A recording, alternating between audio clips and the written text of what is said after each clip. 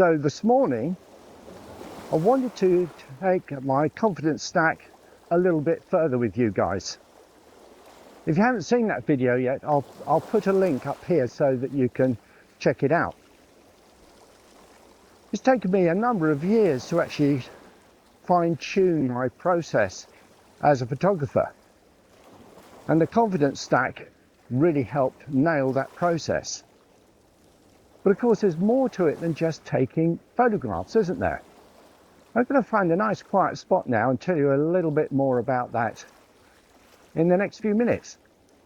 Okay, I think a lot is actually talked about how to take a photograph, but not much seems to be talked about when it comes to how do you process a photograph. I mean, you have to decide what your starting point is, and for many of us, especially when we start out, our starting point is just going out and taking photographs.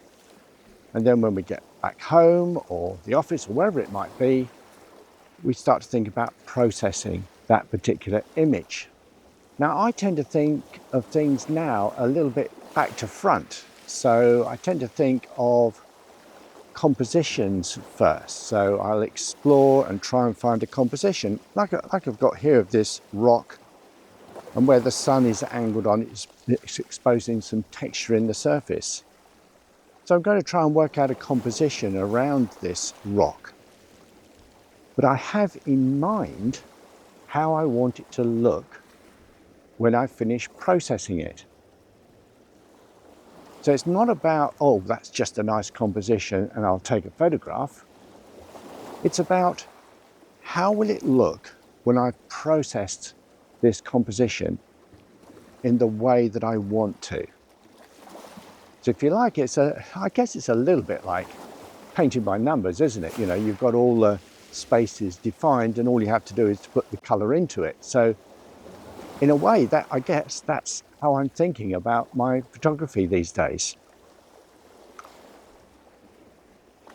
Now, of course, that then leads you on to thinking about the actual software you use to edit your raw images. And for years, I've used Lightroom Classic. I mean, everybody uses Lightroom Classic, don't they?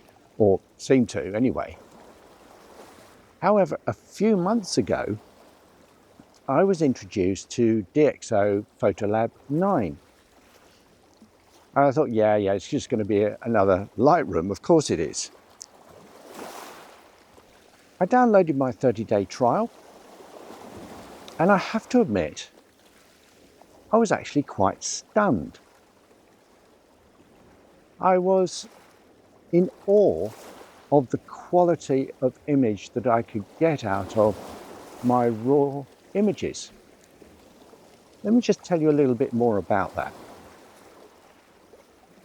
I guess I was immediately impressed by the use of the modules that DxO have created, so that I can get immediate corrections to my camera sensor and the camera body. I can get lens corrections and optimization, so vignetting is sorted, distortion is sorted automatically. Now, these are things I'd have to do manually to get the best result. I'd have to do them manually in Lightroom Classic. So this was like a revelation to me.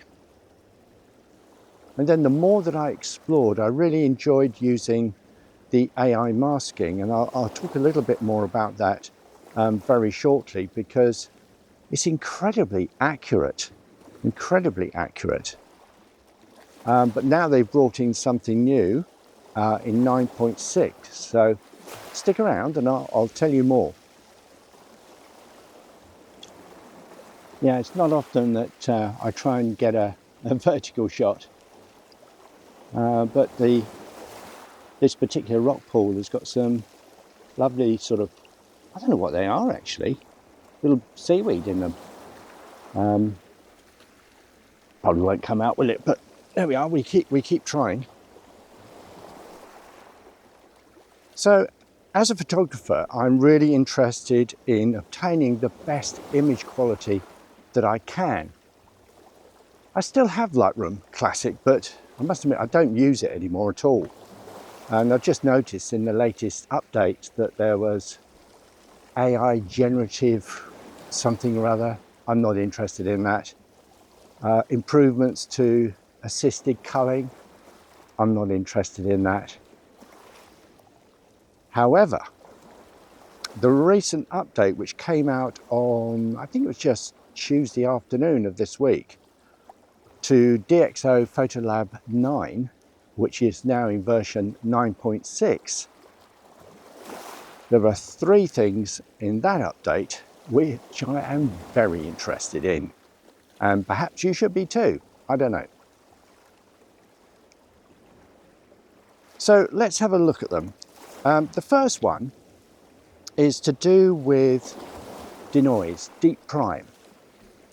In Pure Raw 6, which came out very recently, they added the ability for biosensors to use XD3, something that was available to X-Trans sensors for quite some time. Biosensors, that is, for example, cameras like Sony cameras use biosensors. They had to use XD2S in order to try and extract some detail out of the image through the denoising process. But now XD3 is available for biosensors as well as X-Trans. So tick in that box.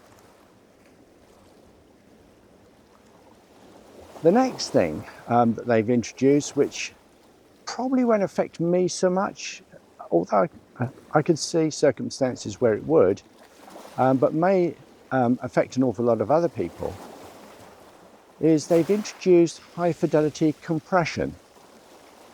And what that is doing for DNG files is literally compressing those files down to, well, maybe 25% of the original size. And that's quite extraordinary because the detail is still maintained. And I've got a few examples of that, which I'll show you very shortly. And the results are absolutely outstanding. Now, why does this matter? Well, for landscape photographers, this might be a very real addition, or solution, I should say, to that problem of storage.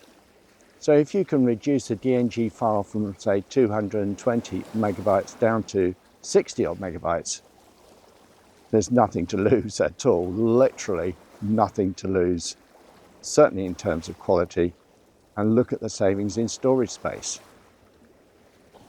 So that's number 2. And the third benefit, which will affect me and will affect many landscape photographers, I'm sure, is associated with AI masks. Now, the AI masks, whoops, just going to tread in that little pool.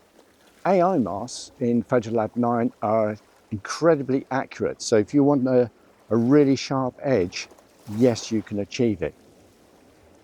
There's a little bit of trade-off with that. So, yeah, in some situations where you've got a subject that you want to really pull out of the background of the image, that can be a really good thing. But if you want to be a little bit more subtle about the gradation of those additional local adjustments from the original to the subject, then you need something called diffusion. And it literally does that. And I've got an example to show you of a duck that I took on a local pond at St Andrews Wetlands, which is just a couple of miles away in that direction. And the difference is staggering. Now, in that particular photograph, of course, I wanted those sharp edges, but it also demonstrates how you can add gradation on that image so that you can blend more easily, so that the result is not such a sharp, sudden result between the mask and the background.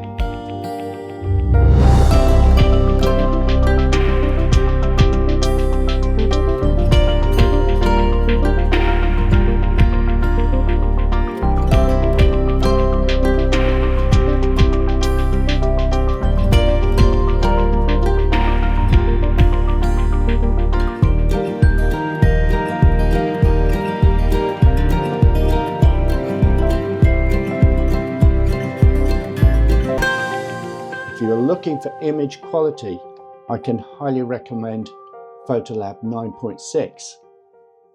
Now, if you don't believe me, of course you don't have to, give it a try for yourself. You can download a 30-day trial with all the features in it. You can do that right away, and I'll put a link in the description below so you can get to it straight away.